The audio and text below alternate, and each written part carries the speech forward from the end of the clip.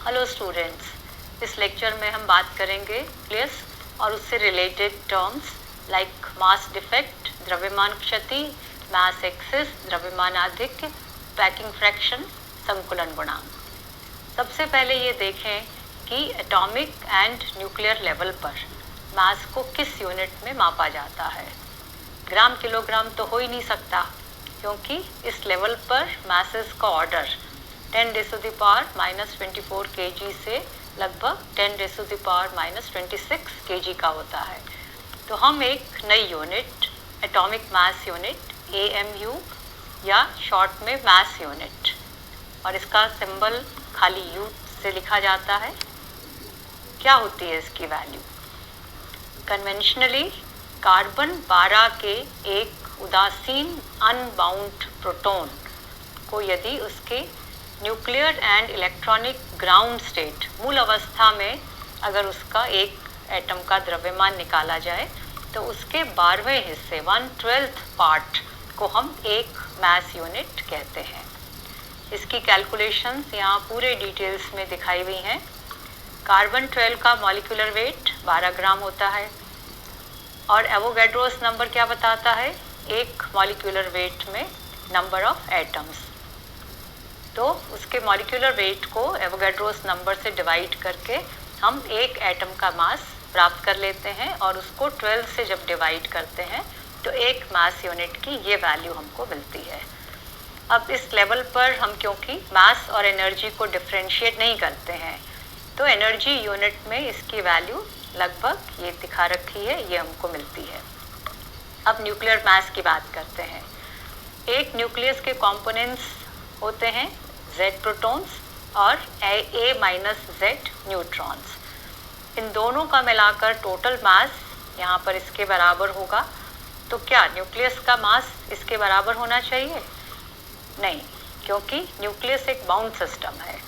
Protons and neutrons जब आपस में स्ट्रॉन्ग न्यूक्लियर इंटरेक्शन करते हैं तो वो एक दूसरे से बंधते हैं और इस प्रक्रिया में क्या होता है, कुछ एनर्जी रिलीज होती है, निकल जाती है, और उसी को हम न्यूक्लियस की बाइंडिंग एनर्जी कहते हैं। और तब न्यूक्लियस का मास उतनी ही वैल्यू से कम हो जाता है एनर्जी बाहर निकलने से। यदि हम न्यूक्लियस को वापस उसके कंपोनेंट में ब्रेक करते हैं तो हमें उस बाइंडिंग एनर्जी के बराबर ऊर्जा ही वापस उसको देनी पड़ेगी। न्यूक्लियस का ये मास उसकी ग्राउंड स्टेट में टोटल एनर्जी को भी बताता है। एटॉमिक मास की बात करें तो हमें Z इलेक्ट्रॉन्स का मास उसमें और ऐड करना पड़ेगा और उन इलेक्ट्रॉन्स की एटम के साथ जो बाइंडिंग एनर्जी है वो उसमें से लेस करनी पड़ेगी। तो हम इस एटॉमिक मास की वैल्यू को जब लिखते हैं तो इसको हम इन दोनों तरह से लिख सकते हैं। अब बाइंडिंग एनर्जी ऑफ इलेक्ट्रॉन्स, उसका ऑर्डर कितना होता है? किलो इलेक्ट्रॉन वोल्ट का, तो उसको हम नेग्लेक्ट कर सकते हैं। एटॉमिक मास को हम हाइड्रोजन एटम के मास के टर्म्स में भी लिख सकते हैं। हाइड्रोजन एटम में एक प्रोटॉन एक इलेक्ट्रॉन होता है, तो एक हाइड्रोजन के एक एटम का मास कितना हो गया? Mp + Me। और इस तरह एटॉमिक मास को हम इस इक्वेशन से भी रिप्रेजेंट करते हैं। मास मेजरमेंट की बात हम बाद में करेंगे। यहाँ पर इलेक्ट्रॉन, प्रोटॉन और न्यूट्रॉन के मासेस को मास यूनिट में दिखाया हुआ है। अब बात करते हैं द्रव्यमान क्षति, मास डिफेक्ट। अभी हमने डिस्कस किया था कि न्यूक्लियस की बाइंडिंग में बाइंडिंग एनर्जी के बराबर ऊर्जा निकल जाती है और नाभिक का द्रव्यमान अपने कंपोनेंट्स के टोटल मास से उतना ही कम होता है। तो ये जो डिफरेंस है, बेसिकली इस डिफरेंस को ही हम द्रव्यमान क्षति कहते हैं। तो जैसा ये हमने यहाँ दिखाया हुआ है, ये एक्चुअली बाइंडिंग एनर्जी का ही मास इक्विवेलेंट है, क्योंकि जितनी बाइंडिंग एनर्जी निकली उसके तुल्य द्रव्यमान कम हो जाता है न्यूक्लियस का। ये जो टर्म मास डिफेक्ट, इंग्लिश की टर्म, ये एक्चुअली एक मिस ओवर है। बेसिकली ये क्या है? ये मास लॉस है, डिफेक्ट नहीं है। ये यहाँ पर हमने कुछ एलिमेंट्स के मास डिफेक्ट की वैल्यूज दिखाई है। नेक्स्ट टर्म है मास एक्सेस। किसी न्यूक्लियस के एक्चुअल मास, जिसे हम मास यूनिट में लिखते हैं, और उसका मास नंबर A, उसको भी मास यूनिट में हम लिखते हैं, तो इन दोनों का जो अंतर है वो कहलाता है मास एक्सेस। यहाँ ये टेबल कुछ न्यूक्लियाई के एक्चुअल मासेस और मास एक्सेस को दिखा रही है। इसका मान very light nuclei and very heavy nuclei दोनों के लिए पॉजिटिव होता है, और बीच के इंटरमीडिएट न्यूक्लियाई उनके लिए ये नेगेटिव होता है। मास एक्सेस और मास डिफेक्ट ये अलग अलग राशियाँ हैं, ध्यान रखिएगा।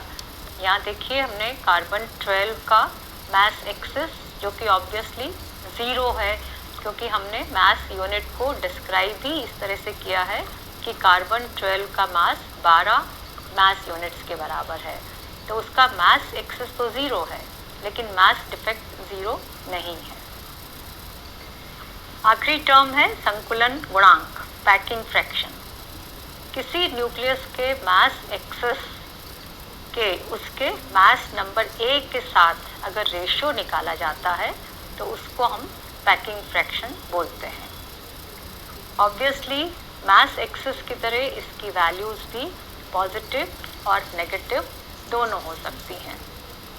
ये ग्राफ इधर मास एक्सेस का A के साथ प्लॉट है, ये सॉलिड कर्व, और ये जो डैश्ड कर्व है ये संकुलन गुणांक का A के साथ प्लॉट है।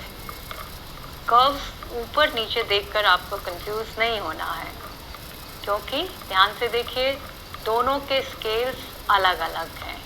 पैकिंग फ्रैक्शन में A से डिवाइड किया हुआ है, इसलिए नंबर ऑब्वियसली उसका काफ़ी छोटा होगा।